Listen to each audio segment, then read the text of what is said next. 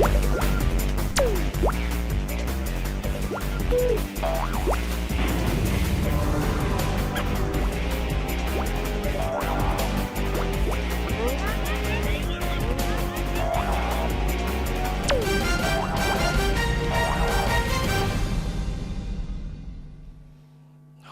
and welcome to another episode of A.S.K on CYC.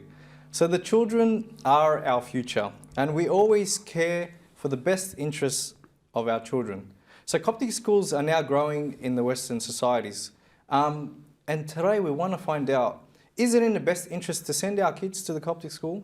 And what is the Coptic school all about? So tonight's show, you're about to find out, but please, the show is nothing without you. Send us your questions to 0416 551 292. Ask questions and you'll never know the answer unless you ask. So please, I'm going to introduce you to our guest on tonight's show.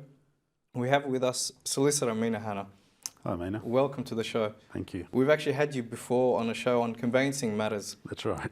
And I urge viewers who haven't seen the show to go and view it, as you gave pretty much free conveyancing advice on live TV. Thank you. So, but today you're not here on conveyancing or any legal capacity. So what capacity are you here? I'm here today to talk about the Coptic schools. I'm the Secretary of the New South Wales Coptic Schools Board, which was a board that was established about 2 years ago today to oversee the functioning and the work of our 3 Coptic schools in Sydney. Okay. So the advice or the information that you're going to share on tonight's show is going to be limited to obviously Sydney, but the spirit of the show can be, interpreted in Coptic schools worldwide. Absolutely. I think Australia's in a unique position. So we were the first country outside of Egypt to have a Coptic school, and that was first founded in Melbourne. Sydney followed soon thereafter, and I understand there are a few springing up around the world as we speak. It's something that His Holiness the Pope is very keen on. Okay. So you said there's 3 Coptic schools in Sydney. What are their philosophy? Well, as you said, there are 3 Coptic schools. Generally, each school has its own mission statement, its own philosophy, but they can generally be broken down into 3 broad areas. The first area that the Coptic school prides itself on is introducing and enriching the Bible to its students. So the Bible and Bible studies and knowing to love your Bible is a very important part of being part of the Coptic school. And on top of that, and as a overlay on that, is the appreciation of the Coptic heritage that we belong to.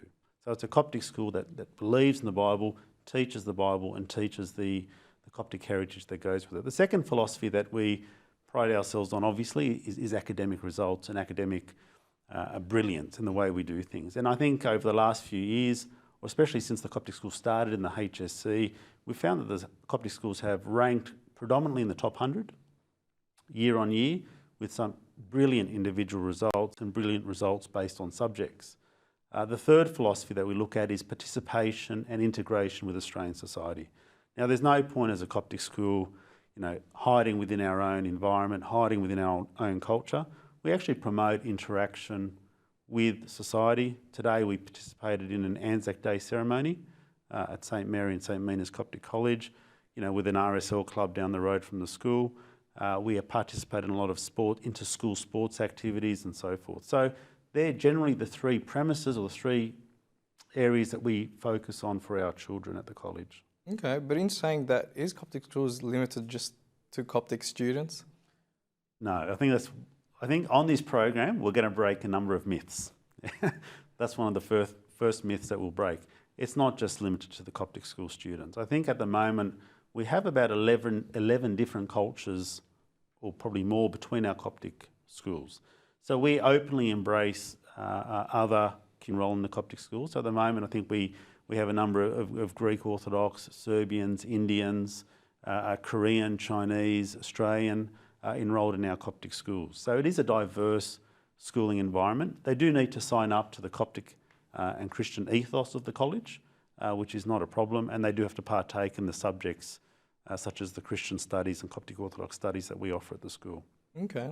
Just a reminder to our viewers, please, if you have any questions, if you're thinking about sending your children to the Coptic school and you have questions about the Coptic school, please give us a call or send us a text to 0416 551 292. If you don't ask, you will not know the answers to the question. So please, don't be shy. give us a call, speak to Mina tonight and get your answers on tonight's show.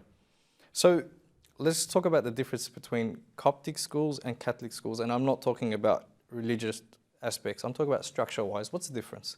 Look, the Coptic school system and the Catholic school system are generally similar. Okay, so we do base our teachings all on the Bible. There's a strong rigour around teaching the Word of God, teaching the students to be good Christian individuals, good members of society. I think where the Coptic school comes in is it also has an element of the Coptic culture and the Coptic heritage. So we do teach a lot and we do celebrate a lot of the Coptic tradition. So we've got our Coptic New Year, which we celebrate on the 11th of September. That's something that we celebrate within the school. We have Feast of the Saints. We have the most holiest week of the year, being Passion Week, which we've just celebrated. The Coptic schools give the students and the teachers that week off to be able to go to church and appreciate the teachings and the holiness of that week. So the Coptic school takes, obviously, the religious studies very seriously, as does the Catholic school, but adds the Coptic layer and the Coptic overtones on top. And I think for our Coptic students who attend church regularly, love and adore the Coptic system, what they get at school is similar to what they get at home, is similar to what they get at church. So for the children, there's a feeling of belonging, there's a feeling of love that what they're doing is for their church. Okay, so what advantages does enrolling a student in a Coptic school have over sending them to a private or even public school system here in Australia? I think there are a number of advantages, and it's not to take away from any of the other schools. I think the first thing that we need to be mindful of is in New South Wales at the moment, they're obviously debating the Safe Schools program. It's a program which encourages schools, public schools that is, to have unisex toilets for boys and girls to share together. It encourages teachers to look out for kids who may be homosexual or transgender and actually not necessarily promote it, but actively deal with it. It would, I think, create quite an uncomfortable culture for our students. The Coptic school prides itself in a few areas, and I think we've touched on some of them already. We have the pastoral care element. So all the Coptic schools have a number of priests and deaconesses who come and visit the schools on a regular basis, sit with the students. Liturgies are prayed at school on a regular basis. We also have the ability to have confessions at school. At St Mark's College in particular, they're optional, but usually well attended by a number of the students in both the junior and the high schools. And so it has a really nice flavour. The students feel that this school is theirs, that they really want to know more about God. They have the ability to confess if they see their confession father at school. They have the ability to have Holy Communion if they really want to. But what else which overlays that is the academia. The academic standard at the college is quite high. We cater for the top end. So the top end we have acceleration courses, we have enrichment programs to deal with kids who may be above their peers in the way they study. We also have programs that help students who may be struggling. We've got the ESL programs, we've got the support teachers and support programs to help them. And in between all that, of course, we've got, you've got the chess club, you've got a debating club, you've got a public speaking competition, you've got the inter-school sports program at both the primary and the senior school levels, and which, if you do well, you can go all the way and represent the state in that particular sport. And I think I understand this year for swimming, we have 3 or 4 representatives in that category. So the Coptic school tries to cater to all the kids' needs, from spiritual to academic to extracurricular activities. Okay, so me personally, I went to a Catholic school, and I know a lot of youth today who grew up without Coptic schools went to secular schools. So what would you respond to parents these days who would say, I never went to a Coptic school, but hey, we turned out all right? Look, I think that's a very good question, and I think that's a question we get a lot of, especially from second and third generation Coptic families who, as you said, went to secular schools. Mind you, the Coptic school wasn't available back then, so there was never an option for them. And I think we need to keep in mind that 13 years of education is going to leave a big imprint on our kids. 13 years of education are more at school than at home. So what they learn at school and what they do at school and what their role models are at school will transform who they are as they grow, will transform and form their personalities, will mould their traits and so forth. My answer to that question is, as we were growing up, yes, as Coptics, we had our, we were fasting, we were going to Sunday school and we were praying. We were doing everything that we were meant to do most of the time. And we knew that society was somewhere out here. We knew that society, not many people that we spoke to at school really cared about church, really cared about God, or really cared about the Bible. It didn't really faze us. The gap between us wasn't that bad. I think these days, and mind you, back then we didn't have the internet, we didn't have mobile phones, we didn't have any of that sort of technology which impacts kids today. Today, although we're still fairly strict in the way we operate and in our values and beliefs, I think society's come further out than what they have been in the past. So issues of homosexuality are very big. Issues of cyberbullying are huge. Issues of social media abuse is phenomenal. And I think schools are struggling to keep up with, keeping their kids under control. Drug abuse now is out of control in a lot of these schools. Suicides amongst teenagers is rising. Yeah. So the gulf between us and society has widened to a point where it's a lot more difficult for our kids to assimilate in society. And if they do, they're running the risk of moving further away from the church and the teachings of the family. Okay. A little birdie told me that you recently took your 2 boys out of an exclusive grammar school and sent them to a Coptic school. So you're not only just on the board, you're actually a parent now of students in the Coptic school. So what inspired this move? Yeah, that's right. Your little birdie is correct. So I did move out my boys recently.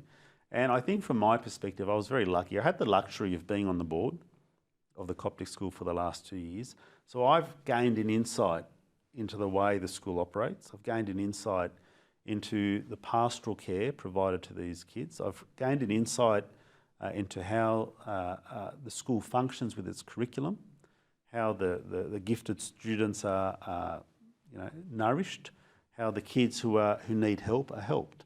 So I've witnessed a change in the school, which has given me a lot of comfort and faith that this school is probably the right school for my kids. Yes, I took them to a very sort of exclusive school. Yes, they enjoyed their time there. But when I look at what I was getting at the old school compared to what I was getting at the Coptic school, it didn't compare. And I think for me, I want my children to be in an environment where they learn about the Bible more regularly. I want them to go to church. My youngest son came to me the other day and said, "Dad, I went to church today during school and I was in my sports uniform." He thought that was a bit odd. But it gave me a bit of joy to see that even whilst he's at school, he's also within the embrace of the church. He's within the embrace of the church fathers and he's learning with kids who have like-mindedness. So for me, after 2 years, seeing how the schools operate and seeing how the Board of Studies praise our school. Now, the Board of Studies being the highest authority in New South Wales that provides the schools with its accreditation and registration, have come on several occasions and told us how impressed they are with the calibre of the students, with the calibre of the curriculum, with the calibre of the work and the HSC rankings. So for me to see that, it was a no-brainer to put them back into this environment. Yeah, I know you mentioned earlier that you guys ranked about 100 in the state. But overall, speaking, where does the academic stand in terms of the Coptic school? Look, obviously, HSC is not the be-all and end-all of ranking for a school. Like we do play a lot of sports. We're very successful in our inter-school sporting competitions. We're very successful in our public speaking and debating. We seem to do quite well in those areas. But if we look at and even in NAPLAN, in high school, we do a lot better than the state average in NAPLAN. All those results are published online for the world to see. But when it comes to HSC rankings, I think since the school started, 99% of the time we've ranked in the top 100. St Mark's last year ranked number 72. Now we're talking about a state which has over 700 schools. And most of those schools have been around, a lot longer than the Coptic schools, are more resourced than the Coptic schools and have, bigger names to them than what the Coptic school has. So for our Coptic school to rank at such a high level consistently, year after year after year, with the resources that we have, is a credit to the school. Now, I don't think we can ever downplay the importance of that as a reflection on the quality of the teachers, the quality of the curriculum, the quality of the students that actually go through the schools. Okay, so let's talk about where you guys stand in terms of fees. Fees is obviously a big issue. Now, as a board, we've made a conscious decision to keep fees at a relatively low rate. So in New South Wales, you've got your public school system where it's free. You've got a lot of your private Christian colleges whose fees start at $15,000 a year plus. You've got your Catholic school system, which are somewhere in between, and you'll find that the Coptic school fees are even a bit lower than the Catholic school fees. So on a fee level, we're actually quite competitive, and if you've got more than 1 or 2 kids, you get discount competitive, and it's not a very expensive school to go to at all, but that doesn't underline the fact that the school provides a lot more than what other schools with other resources would provide. Okay, so Coptic Studies is taught in schools. How much of it is actually taught? So Coptic Orthodox Studies, COS, is a subject that's taught in all our Coptic schools. It has its own curriculum, and parts of the curriculum are taught by the teachers at the school, and other parts of the curriculum are taught by Reverend Fathers and priests. And I think that's where we're very lucky. I think because we're a private Christian education facility, we're not heavily governed in some areas by what the government tells us to do. So we do have that flexibility to teach and introduce the Coptic language. We can introduce the Coptic hymns. Yeah, we can introduce things that the curriculum requires us to teach. So, for example, in Year 6 and 7, we need to teach how the bodies change, how kids are moving towards puberty. And instead of getting an outsider to give the talk, we bring our Reverend Fathers in, and Father Antonius is usually the one that gives that talk, is a guest speaker every year at all the Coptic schools, because he can deliver that topic in a way with the families in a very spiritual environment. And I think from my perspective, even as a parent, I would rather a church father guide my children in very sensitive issues like this than having an outsider from the public education department to give the same topic. Yeah. Sorry. Moving on to my next question. So let's talk about the teachers and teaching quality. So are the teachers proper qualified for each subject, or is it just a figure of speech? Is it just tons and amals helping out in the Coptic school? Not at all. Absolutely. They're absolutely qualified. And by law, they have to be qualified. In fact, now to pass school registration, which we get for 5 years and we get registered every 5 years, you must prove that each of your teachers are properly qualified with Australian qualifications. And a lot of our teachers at the school have gone over and above their bachelor. They've got diploma in further education, they've got diploma in their particular. Last month we had our registration for St Mary and St Mina's College, and the head of the Board of Studies, who came, a very senior inspector, actually commented on that particular point, and she was very impressed with the calibre of the teachers and the calibre of the executive and the principal that we had at our Coptic schools. Because they said, in order to deliver such a high level, and mind you, when we go through registration, it's not just tick a box. They'll go through all the books of the students, they'll go through all the assessments, they'll go through all the attendance registers. It's a really in-depth, thorough process. And at the end of that process, at the end of last month, they came back and said, this is an amazing school. Those are exact words. She said, this is an amazing school. And she even pinpointed the primary school as probably being one of the best in the state. Wow. In the delivery of its curriculum and its teaching staff. And she gave credit to the principal and to the staff for their hard work. Now, for me to be sitting in the room with the Board of Studies inspectors and to hear those words, it made me very proud. And obviously informed my decision to actually take my kids there. Yeah, wow. Okay, so we're going to go for a quick break and we'll come back, we'll continue our discussion. So I encourage the viewers, if you're considering sending your children to the Coptic school, or if you know anyone who's considering it, or if you have any questions about the Coptic school, you would never know the answer unless you ask. The phone number is 0416 551 292. Please send us a text with your questions or give us a call and speak to Mina live on tonight's show. Thank you. CYC, Christian Youth Channel. Hi and welcome back to Ask. Tonight's topic is about Coptic schools. So if you have any question about the Coptic schools or think about enrolling your kids, please send us your questions to 0416 551 292. Send us your questions and we'll answer it on tonight's live show. So getting back into the topic, we actually got two questions that came in from audience members through the break. The first question, the audience is asking, I have removed my child from the Coptic school because their main focus was on maths and sciences, while other curriculums such as music, drama, etc. Why? Question. And I think parents have been turned off by the extreme focus on mathematics and mathematics acceleration. I mean, the concept itself is not a bad concept, accelerating students who are capable and who are gifted and talented. I think in the past there perhaps was too much of a focus on that, and I think I agree with probably the crux of that question. What we have done as a board is we've made a conscious decision to open up to other subjects and open up electives to actually engage the needs of all the students. There's no point having a school which rewards acceleration in one subject. It's not really a school that way. We need to be able to find what each kid enjoys, what each student enjoys doing, and then try and meet that by actually putting on the subjects that will help them accelerate and enjoy what they have a passion for.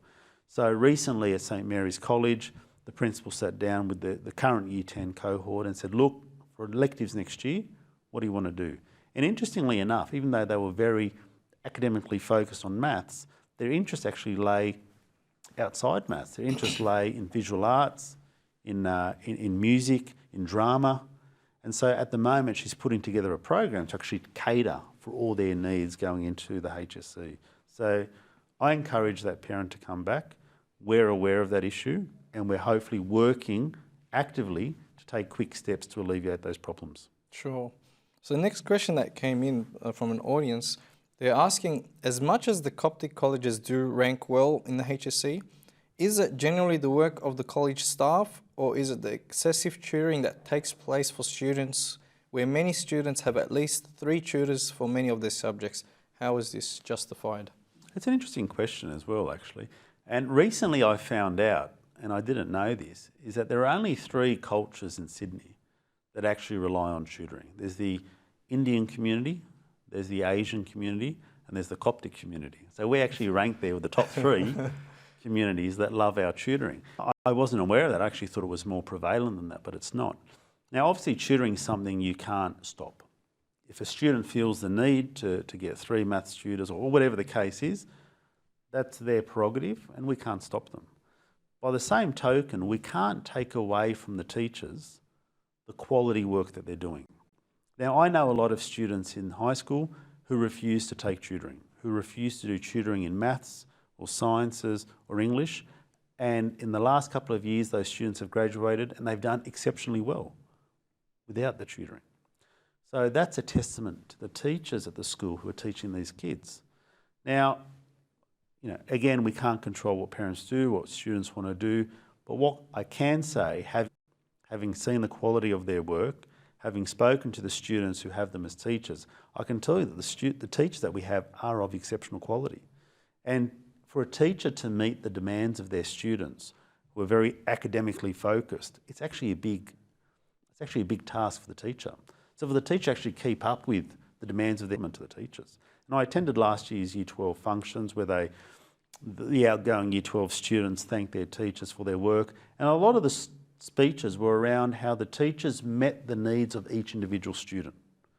So one student stood up and said, I was an exceptionally aggressive student when it came to study and education, and the teacher met my needs. And another student got up and said, well, I wasn't academically focused, but the teachers who were teaching me still met my needs. So I think although yes, tutoring is a factor in these grades, I don't think that takes away at all from the quality of the teaching staff that we have.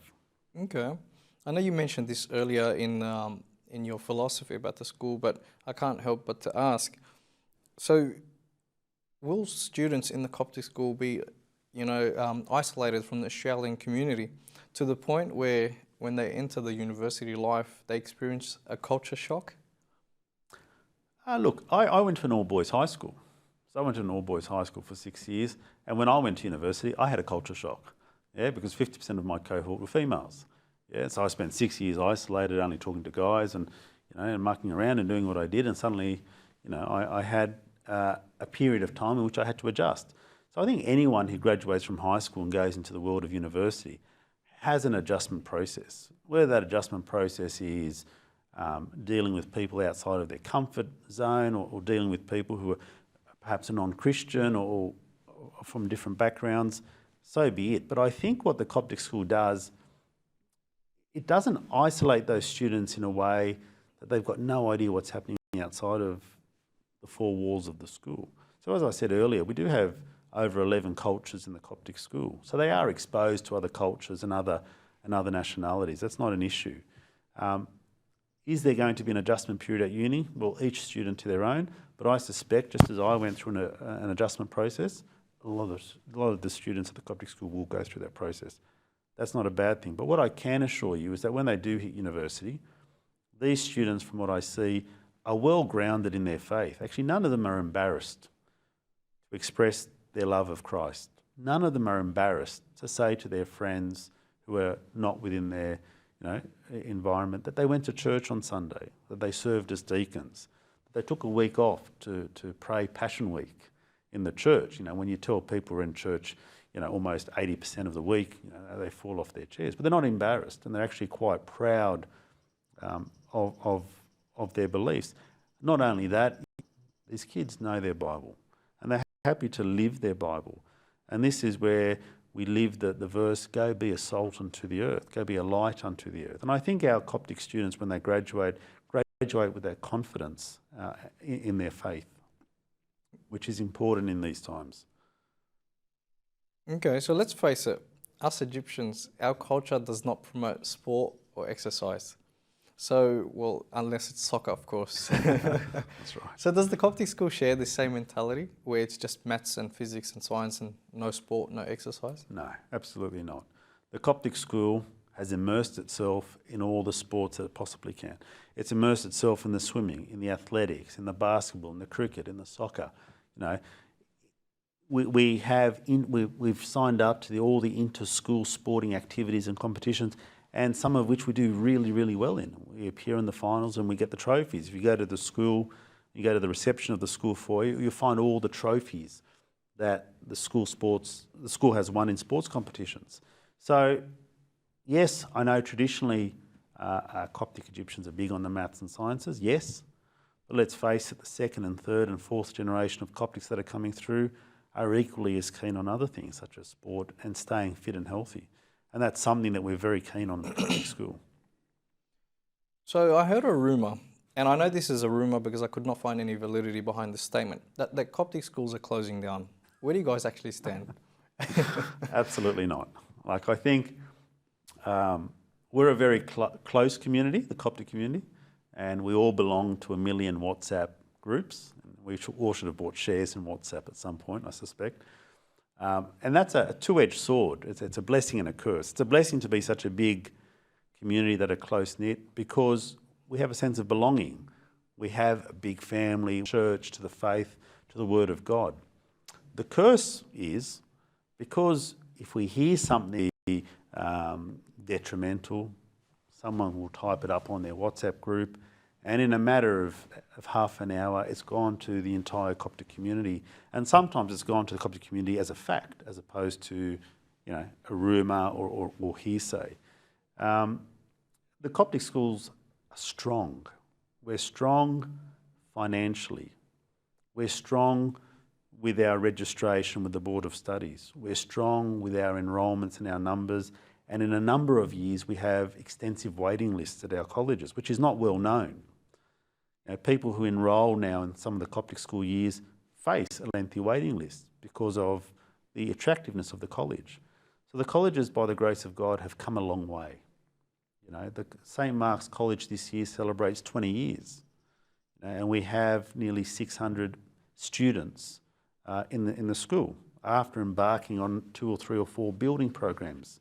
Now, I had the luxury of attending a recent symposium by the AIS, and at this symposium there were 650 board members and principals, and I had an opportunity to speak to a number of them. And one of them that I spoke to in particular said, look, I've been on this board for 10 years. This school is about 50, 60 years old, and we're so proud that we have 450 students at that school. And he said, so how about your school? I said, well, at our school, our oldest school is 20 years old. We have about 600. He almost fell off his chair. And he said, how did you do that? Because we know that the Coptic school, like amongst all of the other independent schools, Catholic schools and independent Christian schools, we are well known for a few things. We are well known for our HSC rankings, which are the envy. I can't repeat it enough, the envy of other schools. We are well known for our mathematics results, which again are the envy of the schools. Last year, the Coptic schools ranked 13th in the state in mathematics. And these magnificent results. So our only response is it's by the grace of God. It's by the grace of God. It's with the support of our community. It's with the support of His Holiness in Egypt, Bishop Daniel in Sydney. It's with the support of the families in Sydney that our schools can provide so much with smaller resources than what other schools have. And I think it's a testament to the Coptic school and the Coptic community. Yeah. Look, I know I should have asked you this earlier, but what are the names of the 3 schools in Sydney and where are they located? So our oldest college is St Mark's College. It's located in Wattle Grove. Initially started life in Lidcombe when I think we were renting a small area. We moved to Wattle Grove, and since then the school has expanded considerably since its early days. It's purchased a lot of nearby properties. It's just completed a large capital grants program, building program. Facilities, massive outdoor play area. That was our first school. As I said, we're celebrating 20 years this year. The second year school that was established was St Mary and St Mina's College. That's over 2 campuses. We have our primary school campus in Bexley. That's attached to St Mary and St Mina's Cathedral. And the secondary campus is located down the road in Rockdale. And we also have St Bishoy's College, which is in Mount Druitt, which again caters, all these schools by the way cater from K to 12. So St Bishoy's College in Mount Druitt caters from K to 12. And I had the blessings of visiting that school recently, and the facilities at that school are second to none. Amazing. All our, and are doing very well. Just a reminder to our viewers, please, if you have any questions, send your questions to 0416 551 292. Send us a text or give us a call and speak to Mina live on the show tonight. Thank you. So if a parent, a future parent, or someone wants to ask questions about... If you're a parent of the school, they're more than happy to answer any questions. Usually you'll find these school principals are actually attending to have a chat with them about any concerns you may have, or, want to talk to them about your child. Okay. So how can we, as a community, support our Coptic schools? Look, I think Coptic schools, I think enrolments are quite important. So I think we need to try and increase the enrolments at the school. After the Capital Works program at St Mark's College, we can now accommodate up to 750 or close to 800 students at that college. So, and as I said, there are a waiting list. So having enrolments to improve, and obviously the more enrolments we have at these schools, the more funding we get, the more resources we can provide. Obviously, by word of mouth. I think, as I said earlier, we need to be more positive in the way we look at things. So if we quash them very quickly, we don't spread them, and we need to be more supportive in the way we be. Of course. They're actually a past student, and they're saying, from a past student, teacher, and now a parent of the Coptic schools, I would like to say thank you for being such an active board member and such a promoter of the best school in the world. That's lovely. No, I'd like you to very thank much the for viewer that. for sending in. That's very nice. And actually, that actually raised an interesting point. We found over the years who graduated and went on to do teaching courses have made a point of coming back to the school to teach. And that's a real testament of the quality of the school, that the student degrees want to come back and seek a position within the college to continue the good work of the college. Okay. Well, that's all we have for tonight's show. I'd like to thank you for coming in and giving us your time and talking about the Coptic schools. And hopefully, being a Christian youth channel and being a Christian ourselves, we are one in the body of Christ. And as one in the body of Christ, we should all support our church, our community, and our schools. So thank you for coming and giving us an insight on the Coptic school. And you being a parent, recently a new parent of the Coptic school, thank you for your insight and advice about Coptic schools. And thank you very much for having me. I really appreciate it. It's a pleasure. Thank you. And thank you to our viewers who have tuned in for tonight's show and sending your questions in. I'm Mina Ibrahim from your CYC studios in Sydney.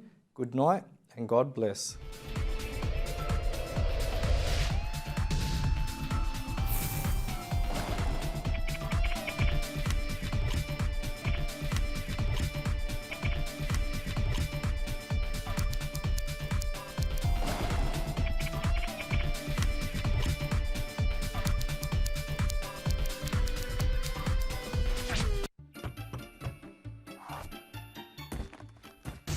CYC, Christian Youth Channel.